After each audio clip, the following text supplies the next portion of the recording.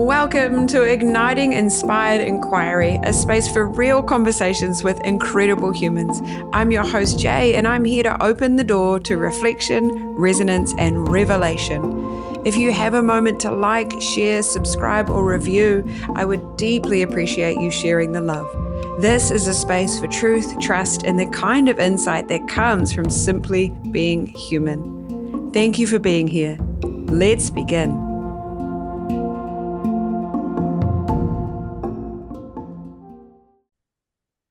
So here we are, John. This is the second time you've been here, and there's actually been a lot of shift for you since you arrived into the podcast the first time. And one of the reasons why I invited you back is because the depth of our kōrero, because of the work that you do. But for me, actually, more so, what I'm inspired by is your openness and communication about your own processes, your own learnings, and your own growth, whether it be on social media or conversations we've had or whatever. And I think that that is a beautiful opportunity for others to hear. So I'm honored to have you back and Thank to you. see where you're at and who you are now, because we're changing and growing every day, right? So I'm going to hand it over to you. For those who are listening, some of you will know you, some of you will not. So who is John? Who am I? So it's a big question. Right now, I am a breathwork facilitator and coach, and in previous times, I've been a builder or a carpenter and a yoga studio manager and a product designer and a service designer and all sorts of things. Uh, Yeah, I mean, I've born in Auckland. Currently lived in Christchurch, Otatahi, and uh, have a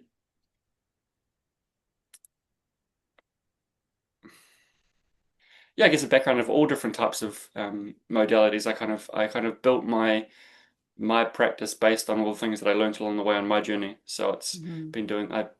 I'd say my journey probably started when I was about 26, 27, and I'm turning 39 next month. So. Uh, yeah, kind of covers everything from, I trained in Reiki and Thai massage and midi midi and breath work and spend a lot of time uh, doing talk therapy and kind of just like, yeah, just kind of morph those things into my own method of facilitation, which I now call, well, for the most part, the work I do is breathwork therapy, which is a combination of um, yeah, it's kind of breathwork in a therapeutic setting where we kind of discuss, things like parts work and um, maybe experiences in life and how they may have formed the individual, and yeah, and then kind of working through the body with the breath. And then most recently, I'm now a dad, which I wasn't in our Exactly. first call. Yeah, Congratulations. cheers. Yeah, his little name is Milo George Van Huenen, and he is freaking adorable. And yeah, he's just shaped me in ways that I didn't really expect that journey to shape me. Hmm. Uh, yeah, I'd say Mm. I'd say that the 9 month pregnancy for Libby was also 9 months of pretty arduous transformation for me as well. Hmm. uh, yeah, and now just becoming more accustomed to being a dad, which is still, even yesterday woke up and I was like, oh, this little person um, has my DNA, and that still kind of blows my mind that he sees me as a cool dude on Hmm. this journey. Yeah, Yes, yeah. that's really special. I'm Mm, I'm interested to hear more about that. mm, Your journey as a dad, and I do remember you sharing that Actually, I think I saw you in Christchurch, and you didn't. He wasn't here yet, but you were like, I didn't anticipate all of this that I needed to go through. So Yeah. maybe that'll come up in this next question, the first question, or maybe it won't. hmm But hmm the first question, as you know, which I love presenting again to someone who's been here because there are more than one.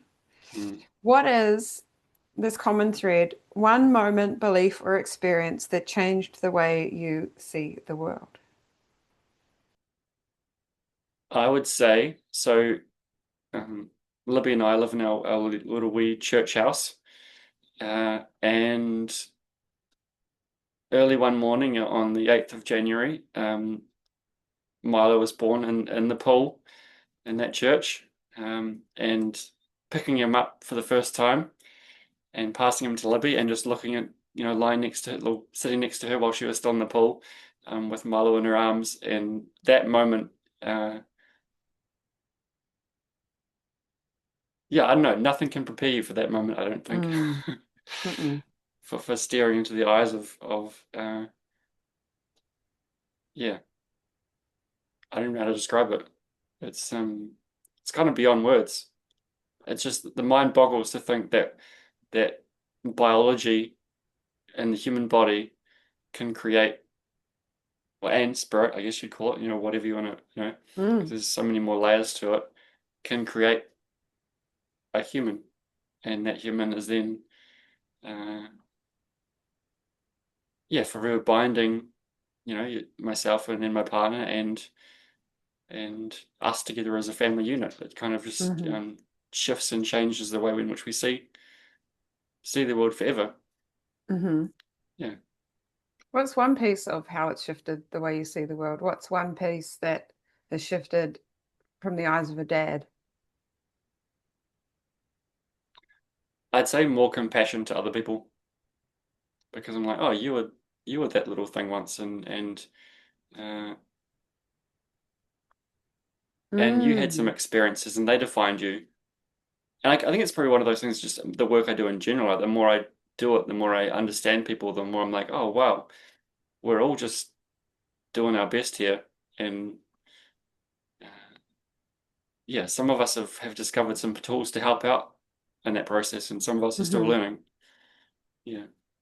So I'd Yeah, say, yeah, okay. compassion is probably the main thing. And then compassion because, um, if a dog's barking, you can tell it to shut up. And when a child's crying, it's a very different experience. Um, yeah, you've got to be a lot more gentle and understanding and I guess empathic or sympathetic Mm, to whatever it is that they're experiencing because um, just to imagine what it must be like for that tiny human to all of a sudden be out in the world and seeing people walking around and the frustration that comes from not being able to do it yourself and kind of working out how your hands and stuff work and your tongue and yeah, it's pretty crazy to just think that we were all there at one point and some of us got a better handle on it. I'm not talking financially. I mean like some of us who were able to be there more often or uh, support in some way. It's just, yeah, it's just all these little things that kind of mold and shape who we are as humans. mm. So, what I also hear is just a lot more reflection on the human experience, on Mm, growth from being such a tiny babe. mm. Yeah, pretty much. Yeah, I'd say that pretty much sums it up. Yeah. Yeah, that's beautiful. Mm. What about when you go out into the world with your son? Does that have you view the world differently?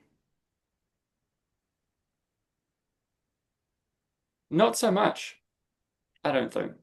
I think it makes life a more unique experience than what it used to be. Like it's a lot more, planning involved and what needs to be done and organizing things and making sure that, never leave the house without nappies and a change of clothes, no matter how close the distances you're going. Learned that one real quick. Uh, but no, I'd say for the most part, I guess he's not the age where he's crawling yet. I think then it'll be very different. Um, but I think I feel like I live in a world that is, if we're going to go back to, like, what's his name? Einstein's quote, which is, we either live in in a, in a loving world or a hateful world. It's the same world. I'd say that I perceive that we live in more of a loving, or probably the word I'd use is safe world. So I don't necessarily look at the lens of fear of what could or might happen to him. Uh, I just enjoy hanging out with him in the world. Yeah. Beautiful. Mm, It's very special to be able to feel that and actually to reflect the level of safety that has potentially been different in other times mm. or in different countries. Yeah, absolutely. I mean, we're very blessed to live in where we do, and Hmm. especially right now, we live in the middle of the countryside, where you know things are quite quiet, and we just get to hang out by the river, and we're talking about the Peewaka Waka in the trees, and Hmm.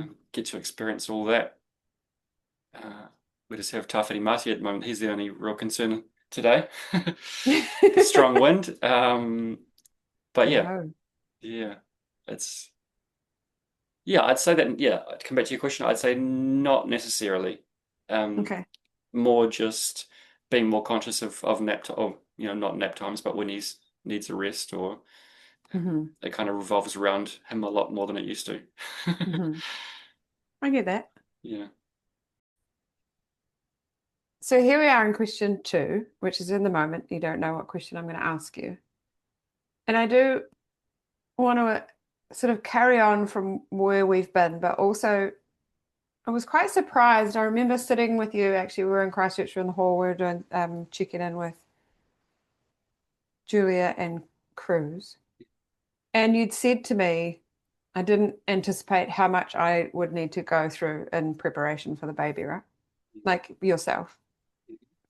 And so my question is an inquiry around that. Like, what is it? And if there's like one piece, or if there's a whole piece, or if just what you want to share, but what was it that arose for you that you needed to clear or to heal or to look at as you were preparing to become a dad? And the reason why I ask this is because, well, you don't hear that a lot. You don't hear, and whether that's because there is an awareness around it or because the men themselves don't want to share that, and that's okay. But so I was the reason, one of the reasons why I'm asking is because I was actually really inspired by that because you were looking inward to prepare yourself for becoming a dad. And maybe some of it wasn't chosen. It was coming up anyway, which is usually the path of healing. But looking at it and really working with it will have been your choice, and I respect that. So that's why, for those who are listening, or also just because I'm sure that there's always something to learn when we share our stories of challenge or trigger or wherever. That's why I ask. Hmm. Yeah. The first thing that comes to mind is, and this is, I don't mean this as like I guess I'll say it and then I'll maybe see if I can explain it in a way that kind of helps people Mm, make sense of it. But how selfish I was. Like mm, my whole world was about me, uh, and obviously Libby to a certain extent. But I could kind of do what I wanted. If I wanted to travel, that's what I would do. If I wanted to, uh, I guess in lots of ways I was also playing quite small because I could be selfish. I could just kind of do what I wanted to do, and things were enough to make it work. hmm. And then all of a sudden you have another person to think about, or two people to think about because it's a family unit. Yes. And you have to be a little bit less selfish about how your vision can look, and kind of merge that vision with your partner and the other being that is, on its way. Mm, And yeah, acknowledge that it's not just you anymore.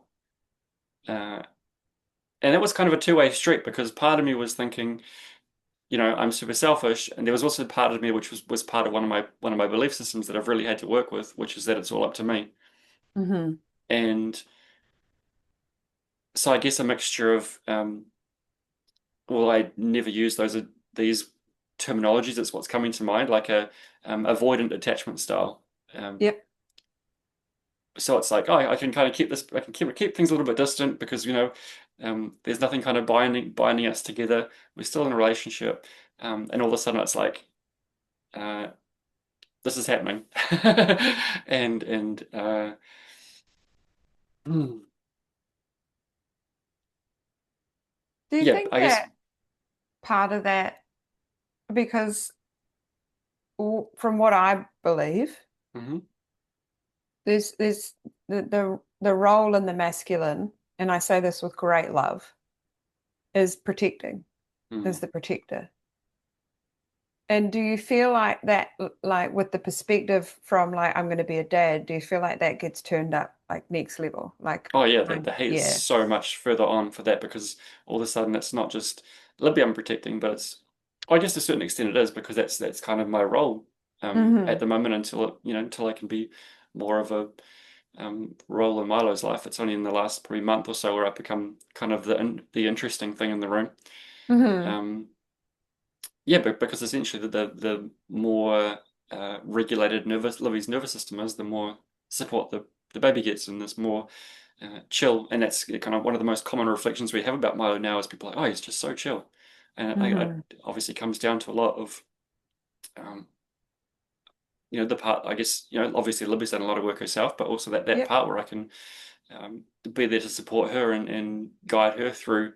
Uh, and yeah, I guess we got to come back to that selfishness part. It's like, well, Libby is the kind of the to a certain extent at that point in time, that 9 month, where she's like the epicenter of my world as well, because I need to make sure that she's looked after and Hmm. feeling supported and held and nourished and uh, is able to do her best in the process of growing a small Hmm. human. Hmm. Mm. Yeah. And that I think is maybe something I hadn't really anticipated to that degree until you'd said that. It was Mm. like, um, and then appreciated without actually being able to know myself, like what that must be like for a man or for the caregiver. It doesn't have to be the man, but um, of yeah, the sense of responsibility that would shift having a baby come into the world. And I know that that's true for both parties, obviously. Um, but yes, as there's the nurturer and the one who carried, but then there's also, well, I got two now as a man to Yeah. to care for and to provide for and to yeah, I guess, be responsible to a degree. Mm. Yeah, I Yeah. think that was quite overwhelming to all of a sudden, because Libby had been um, kind of autonomous as well. She had her own clients and was doing her own thing, and she was supporting herself, and all of a sudden it's Hmm.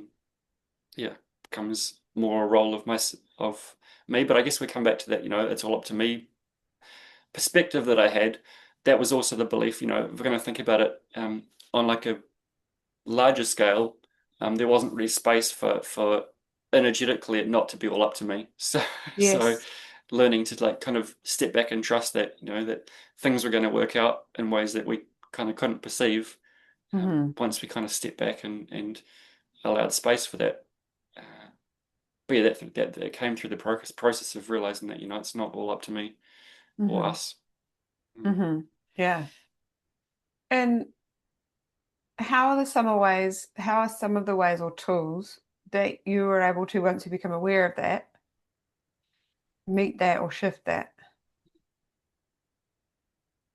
I guess what would probably the first thing that's to mind is uh, just the affirmation that it's not all up to me. Hmm. That nothing is up to me. That was the affirmation that I would be using. Uh, and yeah, I guess I spend a lot more time in meditation when things did, or breathwork when things did start to become a bit overwhelming. Lots Hmm. of time we were living in Redcliffs, so right next to the ocean. So I'd go for walks by the beach and kind of just and get down and jump in the water when I could, or at least be by the water. I'd say that was Mm. probably one of the most supportive tools, if we're going to talk about tools, was just being Yep. by those natural bodies of water and time for reflection and watching the sunsets and Hmm. um, getting out of my head and creating some space. Mm. Yeah, and then just witnessing the circumstances that arose when it wasn't all up to me. Like we ended Yeah. up, when Libby first got pregnant, we were living in a place that was not ideal. It was just a bit cold and whatnot. And all of a sudden, this other place became available, and we weren't sure how we're going to afford it. But we're like, oh, we just need to do it because Hmm. we need to be warm and whatnot. And that all fell into place, and it just kind of got better and better from then on. We had this beautiful warm Yeah. house and amazing views, and then when that kind of just as that finished, we end up finding this little amazing little property we've got now, and Mm. uh, yeah, I guess just creating a bit more room for things to fall into place than trying to have it all worked out and trying to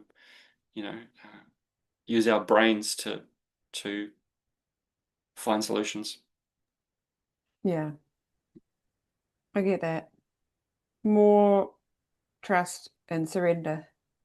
Yeah, I'd say that's probably the biggest lesson that I've learned uh, in this journey so far. Mm. Hmm. Yeah, because Yes. you just have to because it's just too mentally and emotionally exhausting trying to work it all out yourself. Yeah. And I kind of work with a bit of human design as well, and there's only a tiny, tiny percentage of people who are actually supposed to use their brain to make decisions, Hmm. and but we've just kind of lost that art to being able to trust our intuition or our gut or uh, the moments of clarity we find. We kind of just get rushed into things and try to mentally process as much as we can. Yeah. Yeah.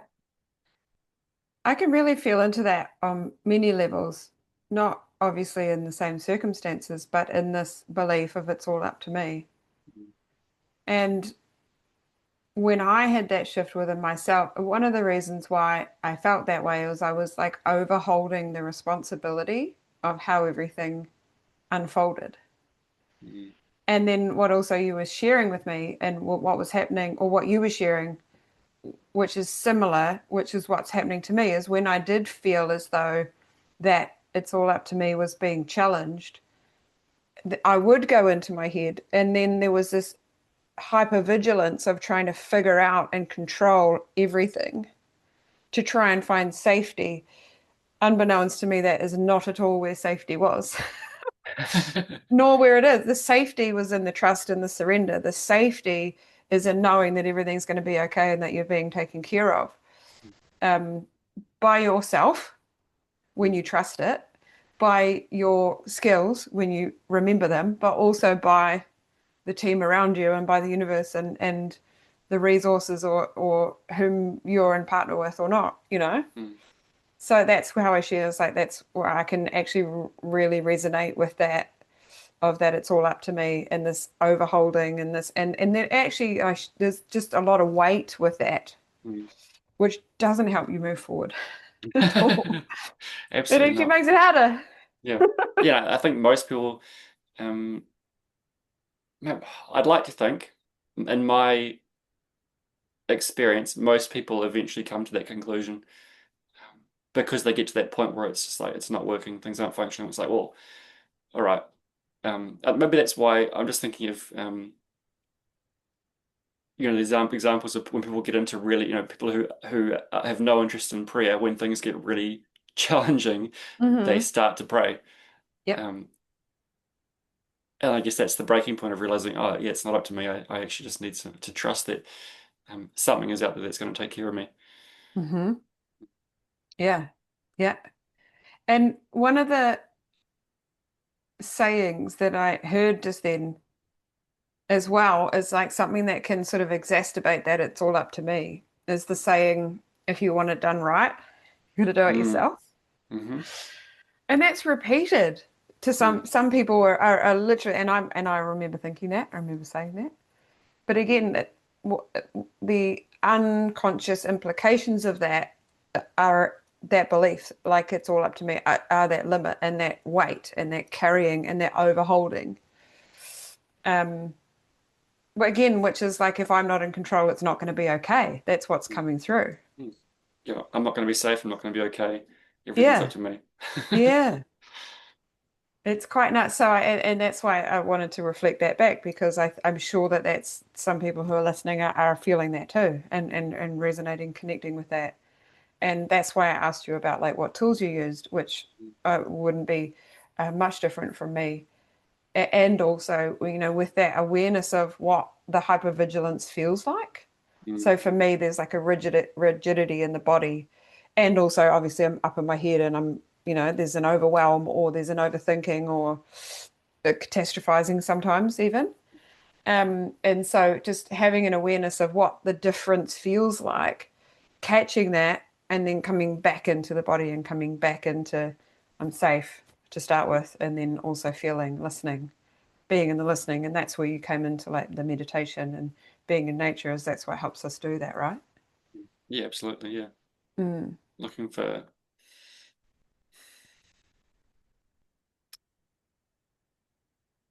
yeah, I guess for me, it's looking for moments of peace and finding clarity within that. So that's why I love the walking and being by the water or in nature is because I think, I think these days like it's just the nature of what it is like now is that phones kind of are with us everywhere. Hmm. And often when people start to feel that kind of up in their head or whatever, they gravitate towards some sort of device, whether it's, this big or this big or this big, to kind of disassociate in some way or just like take some of the pressure off because it can feel quite overwhelming. Uh, Mm. but But do you also it's think that that just creates more noise?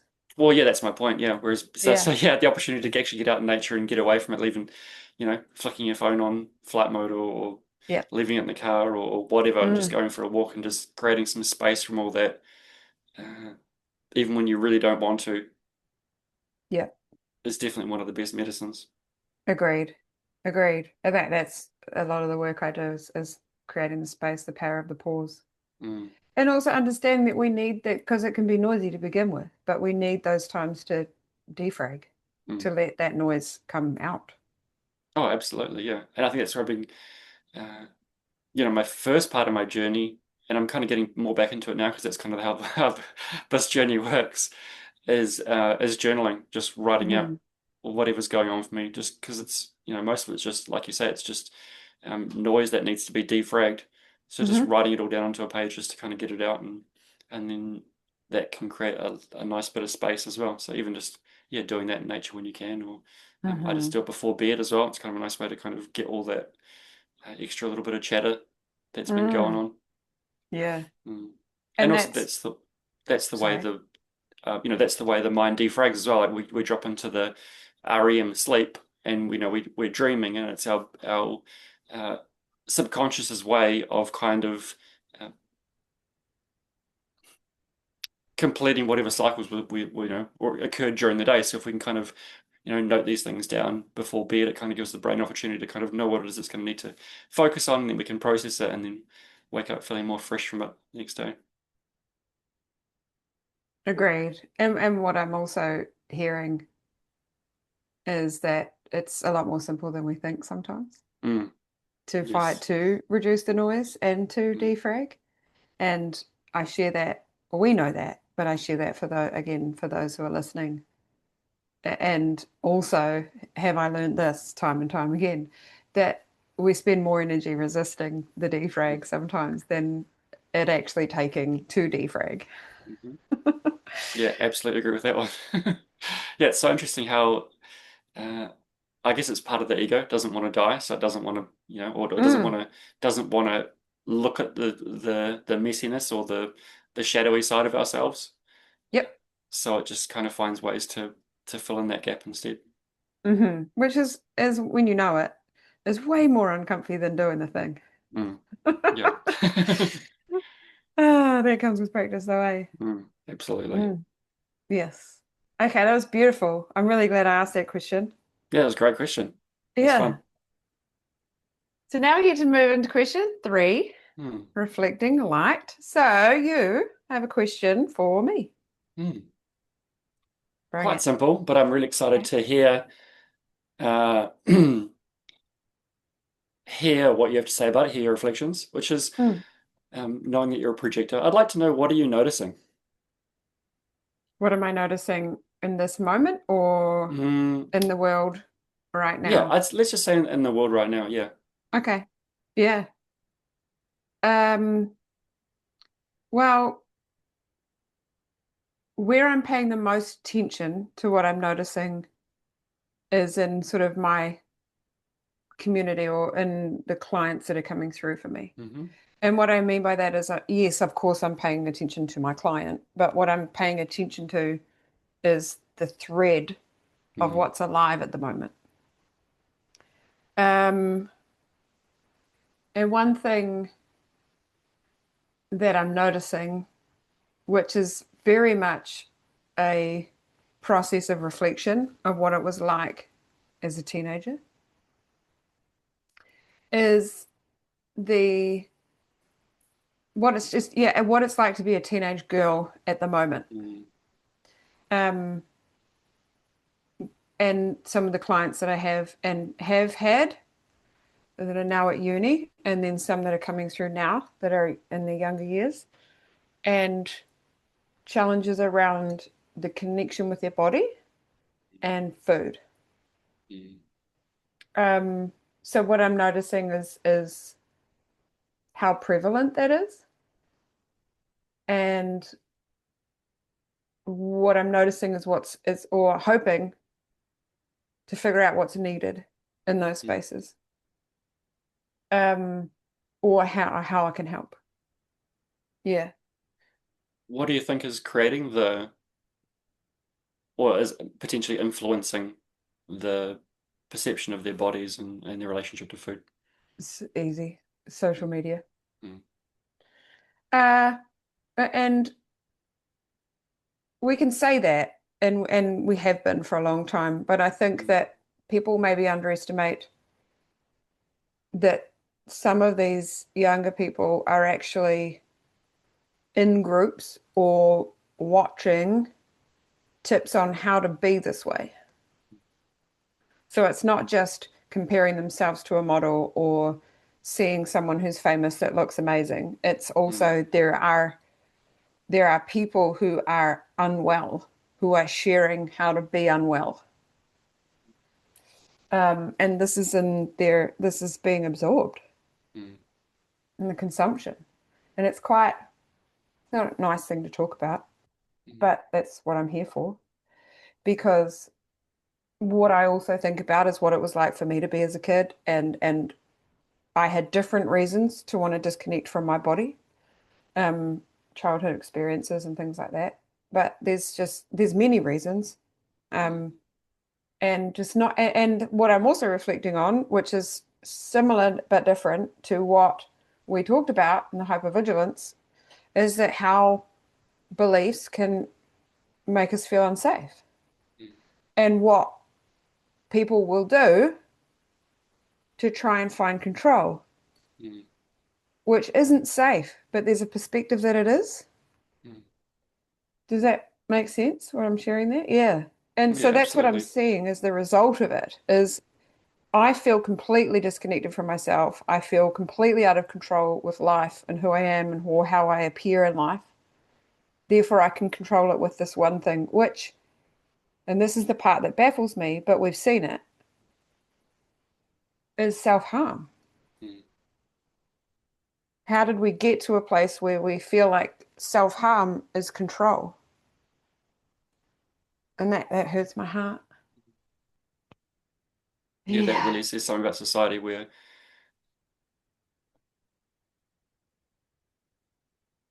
the only potential for finding safety, like you say, is to do something that is unsafe to Mm-hmm. yourself.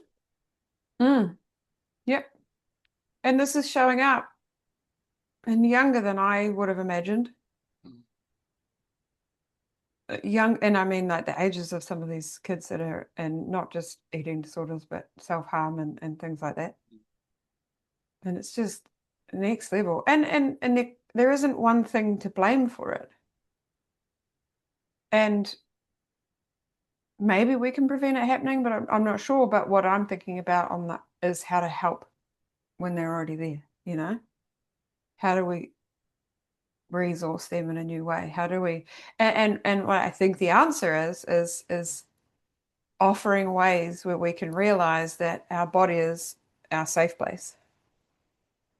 And the most important relationship that we'll have us with ourselves, the most important relationship we have is the one with ourselves, and we can, if we choose, be our best mate. But I don't know if there's enough awareness around that. Mm, Like nobody's got you like you do if you choose to. mm. Yeah, and I guess when you're in a place like that, which sounds like a full survival mode, the brain's not, and adolescent brains, there's a whole kind of uh, perfect storm of ways where it would be very challenging to support someone like that because of how disconnected they are. Hmm. Yeah.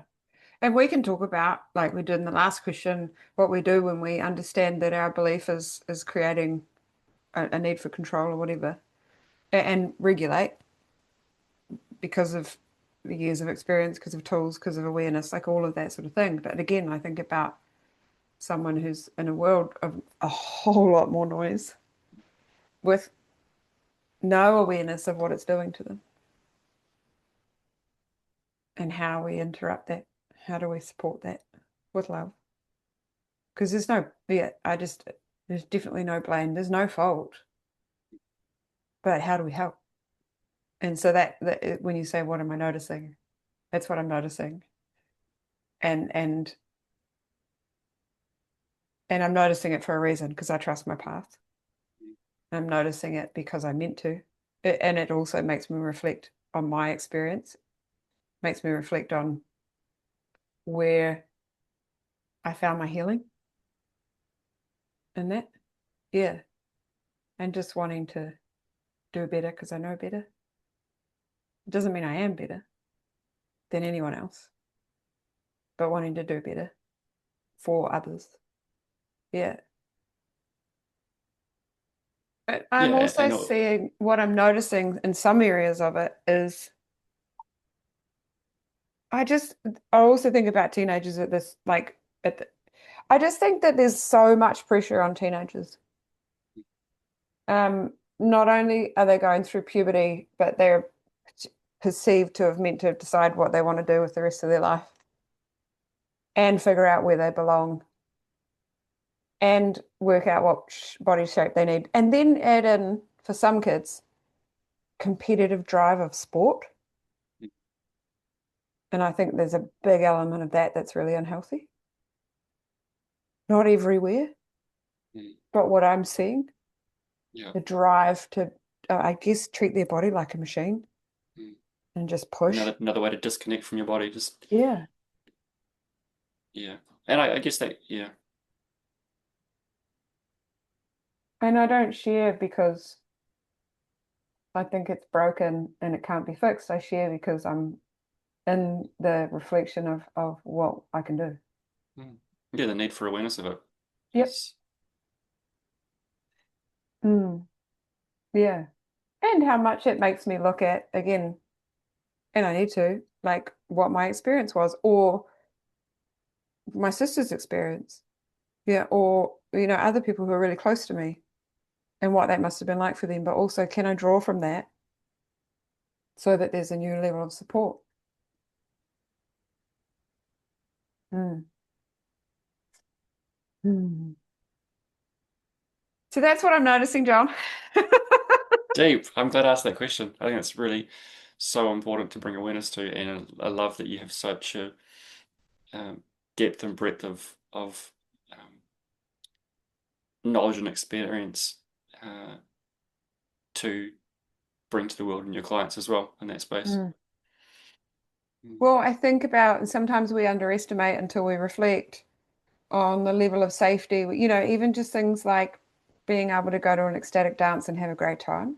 mm, Like I forget how hard that was in the beginning. And the reason I share that is because I want to, I would love for more people to find more joy in their body. I And I actually remember think that would be the antidote to some of what we've talked about. What were you going to share? absolutely. I was gonna say, I just remember uh, the moment where I realized I didn't want to drink alcohol anymore, and I was at a club dancing, and I was like, I'd only had like a couple of drinks just to get myself on the dance floor, and I was like, why am I doing this? I just feel like crap the next day. I'm just gonna Mhm. just dance Yeah. and be in the uncomfort, the discomfort of feeling weird in my body or weird dancing and d dance through that hmm to the point where it's just fun now, and I don't have no self-confidence issues around it at all. I don't think, for the most part. Mm. Uh, but it's that awareness, hey, of these different mechanisms and tools that um, unhealthy tools that we can use to kind of get us to places that maybe we can do uh, if we show ourselves a little bit more love and trust in the hmm process. Mm. Yeah. Because I know that there will be some people who are or feel Mm, they aren't, but they may feel as though they're trapped in those behaviors. And it's, well, often I know it because they'll have a perspective that they need to fix it themselves.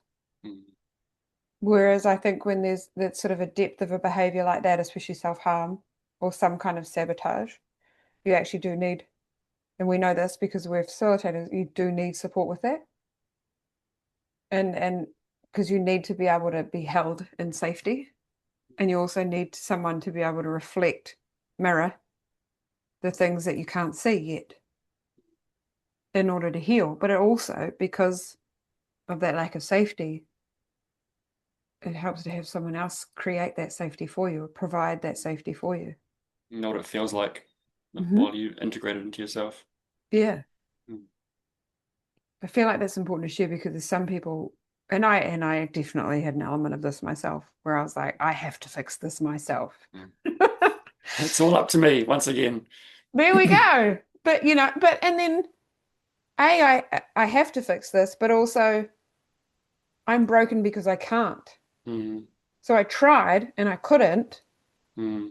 and then that was just more evidence of you're a failure. Yeah, I remember that viscerally myself, journaling all the time and wondering, and doing meditations and wondering why my life was still very uh, unenjoyable, let's say. Mhm. Yeah. Yeah. And actually that's a really beautiful point and a lovely way to sum up the question. One of the reasons why I think about these things is because I want for us to have more joy. Because I've endured a lot of suffering in this life, and what I've come out with it is like we only get one in this, at least in this human body, and it's my birthright to have a fucking good time. Life is hard without Mm, choice, without control, and so when it's not, can we make it amazing? mm, And that's what I want. That's what I reflect on. I'm like, it doesn't have to be that way for you. mm, It may not feel like that. It may seem completely unreasonable to even hear me saying that, but it doesn't have to be that way. There can be more joy, more presence, more awareness, more regulation, mm. more safety. It's possible for everyone. And I know that you've seen that too in the work that you do. Absolutely. Yeah, I think as soon as, I guess, presence is the word that really kind of um, caught my attention as you were speaking there, where it's just, yeah, once there's a presence, a lot more can unfold from that place. But so many of us are, or so many individuals are in a place where they're so disconnected from the present moment that it kind of just sends a spiral of, uh, forever future pacing or Mm. reflecting on the things that didn't work out Yep. and looping in that place.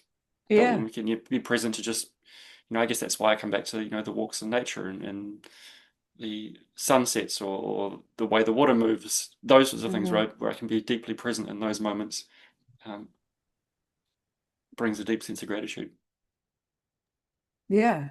And knowing from experience, my own, that it will get noisier before it gets quiet. Mm, And I share that because some people will hear the noise and go the other way. They're like, nah, can't handle it. But when we have awareness that it's going to get noisy or it's going to get messy first, that is a part of the process. It's not you doing it wrong.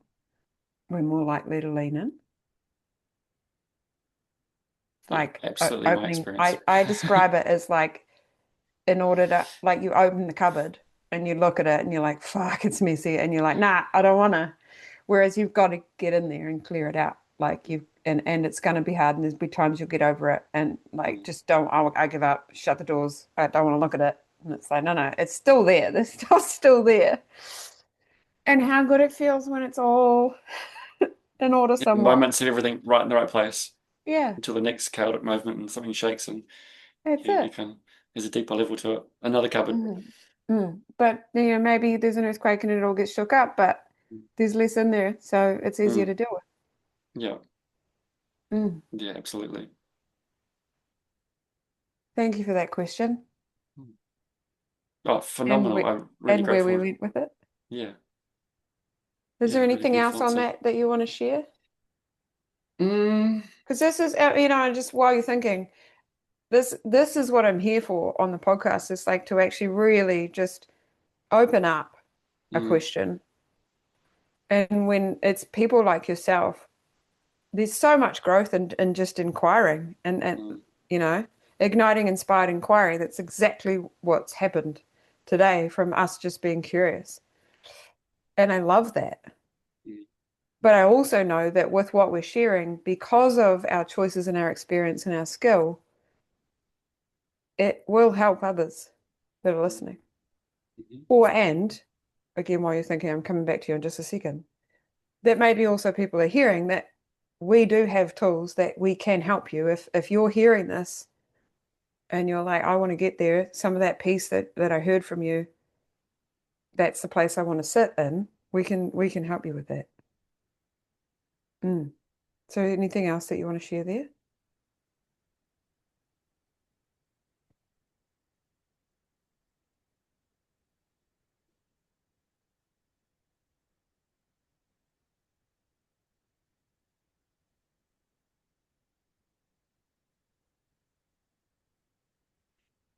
I think on this path, it's really easy to look at the end goal and it feels like it's a million miles away.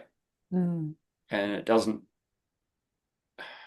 some days it feels like you're just not getting anywhere nearer. And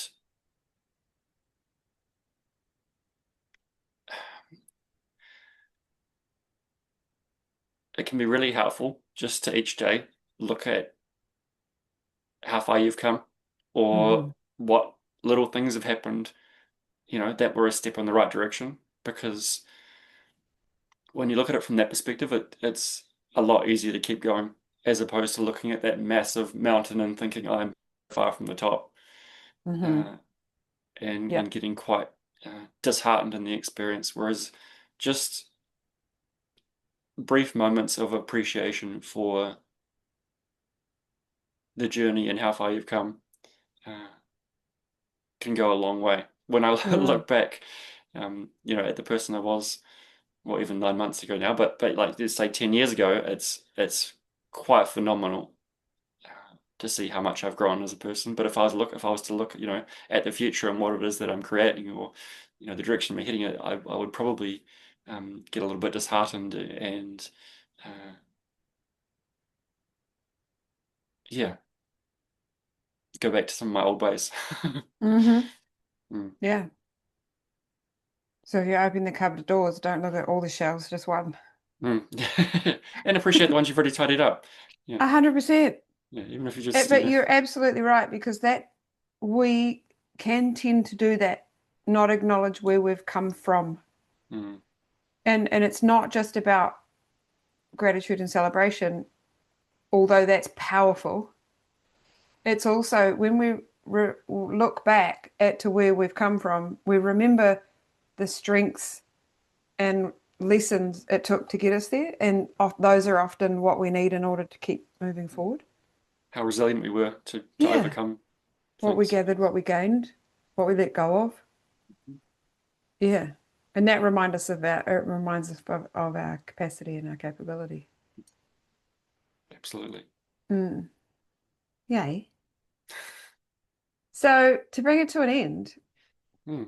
what's up with John? What are you doing right now? How can people connect with you? What I mean, you said breathwork therapy, which I hmm know that you are very much doing right now, but I'll let you hmm share that actually. For those who are listening who may want to work with you, how do they do that? Yeah, so my website is navigatingbreath.com. Um, uh, Social media handles John Van Huenen on Instagram, and uh, yeah, the best way to work with me is, I guess, just jump on my contact information on my website. Uh, Predominantly doing a majority of the work I do is breathwork therapy, so the 90-minute sessions, either in person or online. Also do coaching as well if you want to if you're after more support as opposed to one-off sessions. Uh, Hmm. Most of my clients uh, do at least 10 sessions of those 90-minute sessions with me, Hmm. so it's nice to have that support with the coaching as well. Uh, yeah, and I find where I have massive success with clients is when they, you know, come every week or every fortnight, and we really manage to, uh, clear a lot of the debris or Hmm. whatever of with a bit of with that constant motion and awareness as opposed Yep, to stepping in and out every few months or agreed. whatever. Yeah. Uh, I love it, and I'm seeing some amazing results. um, and yeah, also doing a bit of body work, but not as much um, as I was. But we'll look to be Hmm. picking up more of that kind of midi my Yeah. own version of it. Yep. Uh, yeah, Yeah, yeah. beautiful. Yay. Hmm. I love that. And I'll share all those links and everything in the notes. I want to thank you for being here. Thank Well, you thank for you the so much for the corridor. invitation. That was I really enjoyed that. Yeah, me too. Me too. And here's to more. Absolutely. Yeah. Cool. Thank you so much. And to all those who are listening, I did say that already, but I know this from about John too, but so I can say for both of us. But we are here to connect with. Just it all starts with a message. It's that simple. If anything that we spoke about, or any of the tools that we share, anything that you feel like could be of service to you, that's literally what we're doing, what we're here for. So bring it on. Hey. Yeah, Okay, thank absolutely. you. Cool.